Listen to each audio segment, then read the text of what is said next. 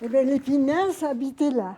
C'était il y a près de 80 ans, mais Marie-Louise Poissy s'en souvient comme si c'était hier, lorsqu'au début de la Seconde Guerre mondiale, son père accepte d'accueillir chez eux à la campagne les 2 enfants des Pinasses.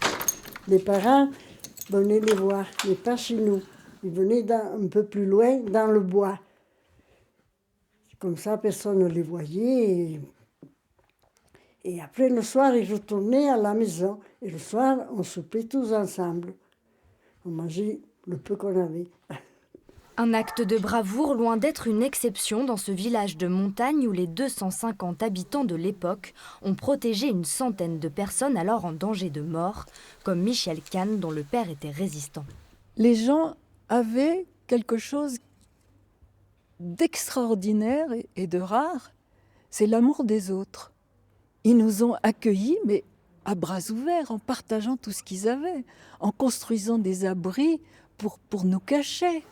Une page d'histoire inoubliable, mais pourtant toujours restée secrète, jusqu'en 2014, lors d'une cérémonie officielle où la parole se libère enfin. Ça a été une personne, puis 2 personnes, puis 3 personnes. Et donc petit à petit, avec l'aide d'amis, d'un conseiller municipal, j'ai pu établir la liste donc, de familles de Beuil qui ont sauvé des Juifs et des familles juives correspondantes. Un travail d'orfèvre long de plusieurs années, mais qui a finalement porté ses fruits.